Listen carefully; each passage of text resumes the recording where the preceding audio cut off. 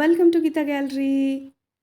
ಇವತ್ತು ಹೀರೆಕಾಯಿ ಚಟ್ನಿ ಹೇಗೆ ಮಾಡೋದು, ಅದರ ಕಾಂಬಿನೇಷನ್ ದಪಾಟಿ ತುಂಬಾ ಟೇಸ್ಟಿಯಾಗಿರುತ್ತೆ. ಹೀರೆಕಾಯಿ ಚಟ್ನಿ ದಪಾಟಿ ಕಾಂಬಿನೇಷನ್ ಹೇಗೆ ಮಾಡೋದು ನೋಡೋಣ ಬನ್ನಿ. ಇದಕ್ಕೆ ಬೇಕಾದ ಐಟಮ್ಸನ್ನು ನೋಟ್ ಮಾಡ್ಕೊಳ್ಳಿ. ಹೀರೆಕಾಯಿ, ಹಸಿಮೆಣಸಿನಕಾಯಿ, ಈರುಳ್ಳಿ, ಟೊಮೆಟೊಕಾಯಿ, ಬದನೆಕಾಯಿ, ಹಸಿ ಶುಂಠಿ, ಸ್ವಲ್ಪ ಹುಣಸೆಹಣ್ಣು,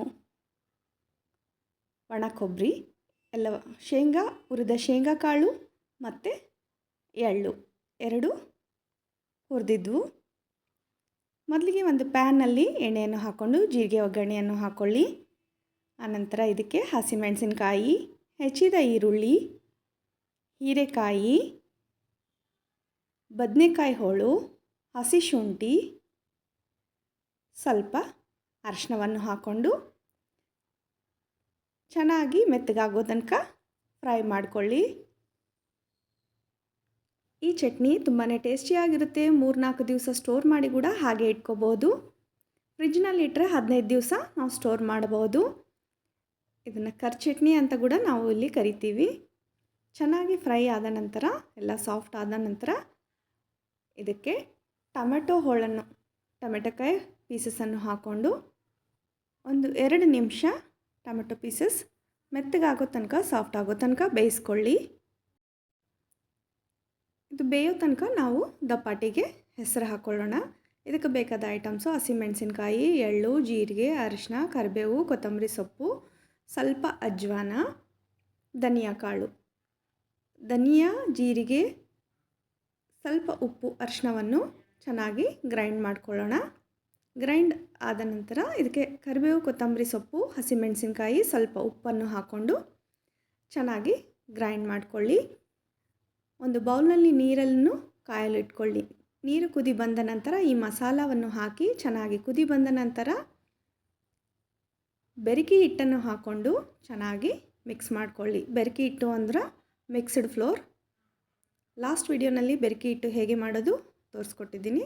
ಆ ಬೆರಕೆ ಹಿಟ್ಟನ್ನು ಹಾಕಿ ಚೆನ್ನಾಗಿ ಮಿಕ್ಸ್ ಮಾಡಿ ಒಂದು ಬೌಲ್ನಲ್ಲಿ ತೆಗೆದುಕೊಳ್ಳಿ. ಟೊಮೆಟೊ ಬೆಂದ ನಂತರ ಇದಕ್ಕೆ ಹುರಿದ ಶೇಂಗಾ ಕಾಳು, ಹುರಿದ ಎಳ್ಳು, ಸ್ವಲ್ಪ ಹುಣಸೆ ಹಣ್ಣು, ರುಚಿಗೆ ತಕ್ಕಷ್ಟು ಉಪ್ಪು, ಒಂಚೂರು ಬೆಲ್ಲವನ್ನು ಹಾಕ್ಕೊಂಡು ಗ್ರೈಂಡ್ ಮಾಡ್ಕೋಬೇಕು. ಹಿಟ್ಟು ಚೆನ್ನಾಗಿ ಮಿಕ್ಸ್ ಮಾಡಿ ಫ್ಲೇಮ್ ಆಫ್ ಮಾಡಿ ಒಂದು ಪಾತ್ರೆಗೆ ತೆಗೆದಿಟ್ಕೊಂಡಿರ್ತೀವಲ್ಲ, ಅದು ತಣ್ಣಗಾದ ನಂತರ ಸ್ವಲ್ಪ ನೀರನ್ನು ಹಾಕ್ಕೊಂಡು ಚೆನ್ನಾಗಿ ಸ್ಮ್ಯಾಶ್ ಮಾಡಿ ರೋಲ್ ಮಾಡಿ ಇಟ್ಕೊಳ್ಳಿ. ಈ ಎಲ್ಲ ಹೋಳುಗಳು ತಣ್ಣಗಾದ ನಂತರ ಮಿಕ್ಸರ್ ಜಾರ್ನಲ್ಲಿ ಹಾಕಿ ನೀರು ಹಾಕದೆ ಹಾಗೆ ಗ್ರೈಂಡ್ ಮಾಡಿಕೊಳ್ಳಿ. ನೀರು ಹಾಕಿದರೆ ಪ್ರಿಸರ್ವ್ ಇರೋದಿಲ್ಲ. ನೀರು ಹಾಕದಿದ್ದರೆ ನೀವು 3-4 ಡೇಸ್ ಹಾಗೆ ಇಟ್ಕೋಬೋದು ಈ ಚಟ್ನಿಯನ್ನು. ಇದಕ್ಕೆ ಒಗ್ಗರಣೆಯನ್ನು ಹಾಕಿ ಕರಿಬೇವು, ಕೊತ್ತಂಬರಿ ಸೊಪ್ಪು ಹಾಕಿ ರೆಡಿ ಇಟ್ಕೊಳ್ಳಿ. ಹೀರೆಕಾಯಿ ಚಟ್ನಿ ರೆಡಿ ಇದೆ. ಈಗ ದಪಾಟಿ ಹಿಟ್ಟನ್ನು ಒಂದು ಚಿಕ್ಕ ರೋಲ್ ತಗೊಂಡು ಇದಕ್ಕೆ ಎಳ್ಳನ್ನು ಅಪ್ಲೈ ಮಾಡಿಕೊಂಡು ಒಣ ಹಿಟ್ಟನ್ನು ಉದುರಿಸಿ ದಪಾಟಿಯಾಗಿ ನಾವು ಲಟ್ಟಿಸ್ಕೋಬೇಕು. ದಪಾಟಿಯಾಗಿ ಲಟ್ಟಿಸಿದ ನಂತರ ಇದಕ್ಕೆ 1 ಸ್ಪೂನ್ ಎಣ್ಣೆಯನ್ನು ಹಾಕ್ಕೊಂಡು ಚೆನ್ನಾಗಿ ಅಪ್ಲೈ ಮಾಡಿಕೊಳ್ಳಿ. ಅಪ್ಲೈ ಮಾಡಿದ ನಂತರ ಕಾದ ಹಂಚಿನ ಮೇಲೆ ಹಾಕಿ ವಾಟರನ್ನು ಅಪ್ಲೈ ಮಾಡಬೇಕು. ಒಂದು ಚಿಕ್ಕ ಕ್ಲಾತ್ ತಗೊಂಡು ಈ ಥರ ವಾಟರ್ ಅಪ್ಲೈ ಮಾಡಿ ಮತ್ತೆ 1 ಸ್ಪೂನ್ ಎಣ್ಣೆಯನ್ನು ಹಾಕ್ಕೊಂಡು 2 ಸೈಡ್ ರೋಸ್ಟ್ ಆಗಿ ಬೇಯಿಸ್ಕೋಬೇಕು.